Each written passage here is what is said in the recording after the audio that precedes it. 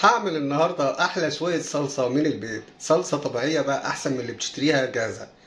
طبعا انتوا عارفين ان قشر الطماطم ممنوع، فاحنا هنحاول النهارده يعني انا قاعد في البيت لوحدي. هنغسل الطماطم.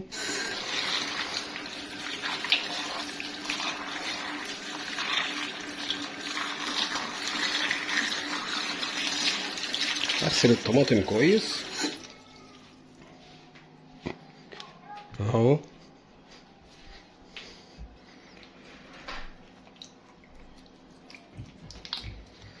واحاول اشيل الحاجات الخضرا دي اللي فيها كده، العنق ده، عشان تبقى نظيفه وما تطلعش معايا في الصلصه.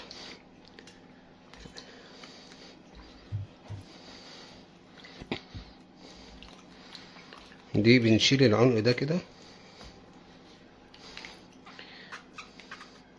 اهم حاجه لما تشتري طماطم، تشتري طماطم تكون جامده وكويسه، وابعد عن الطيبه الضربه المدوده اللي انت بتشوفها دي. بص الطماطمايه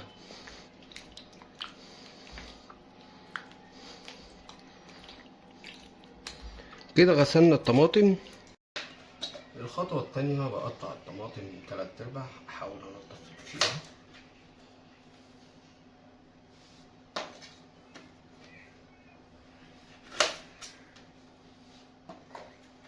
واقطعها 4/4 بالشكل ده. ولو انتوا شايفين اي حاجه فيها تقطعها 4/4 كده.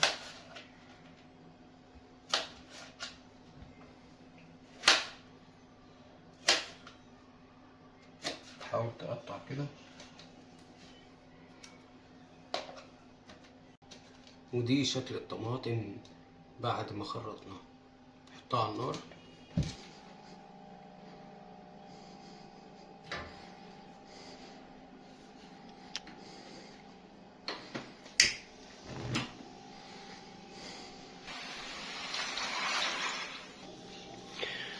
وبنقلب كده لحد ما يعني نشوف يعني في ميه ابتدت تظهر اهي.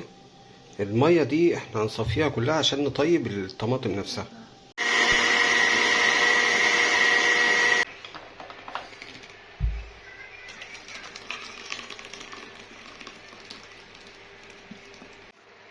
دي شكل الصلصه اهي بعد ما يعني ضربناها في الخلاط.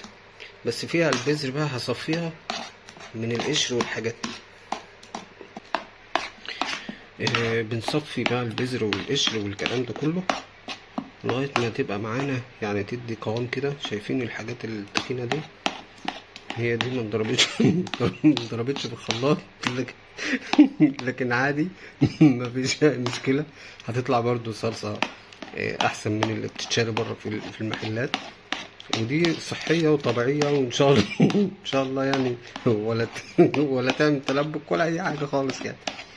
اهو اهو البذر بدأ يبان اهو. البذر بان اهو. البذر بان اهو. والبذر بدأ يبان اهو، هانت. ونعمل احلى شوية صلصة، يعني حاجة محترمة.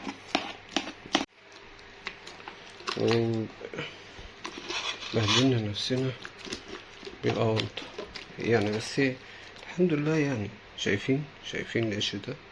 بصوا الصلصة الحلوة الطبيعية، الحاجات اللي يعني سوبر لوكس. مش هقول لك انا ان شاء الله يعني خير يا جماعة، خير بإذن الله.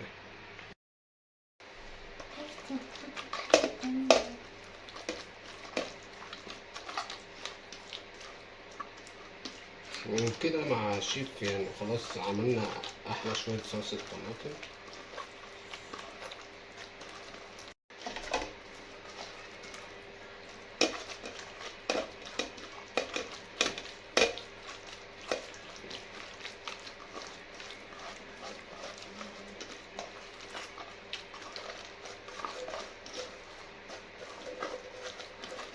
خلصنا الطماطم اهي.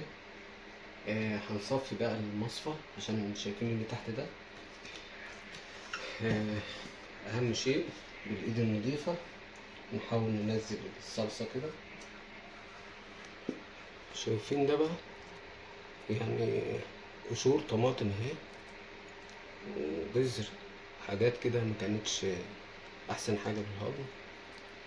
وانتهينا الحمد لله من احلى شوية صلصة بيتي محترمة. وده بقى احلى شوية صلصة طبيعي تاخدهم من بيتك، وما تنساش تسلمنا على اللي جنبك. وده شكلي بعد ما خلصت الصلصة، طرطشت عليا وفي وشي وفي كل حتة، لكن احلى شوية صلصة. هنيجي بقى لمرحلة التعبئة والتغليف. برطمان، ونجيب الكبشة وتعبي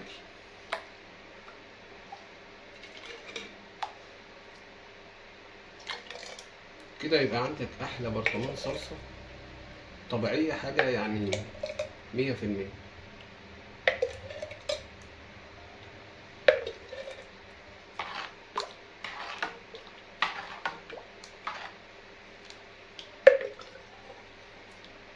نسيت اقول ان انا يعني بنحط معلقتين سكر عشان تبقى الصلصة طعمها يعني ايه، حاجة مسكرة. اهم شيء بقى مرحلة القفل. انا بقفل احس كده ان ده يعني خلاص كده بالامان.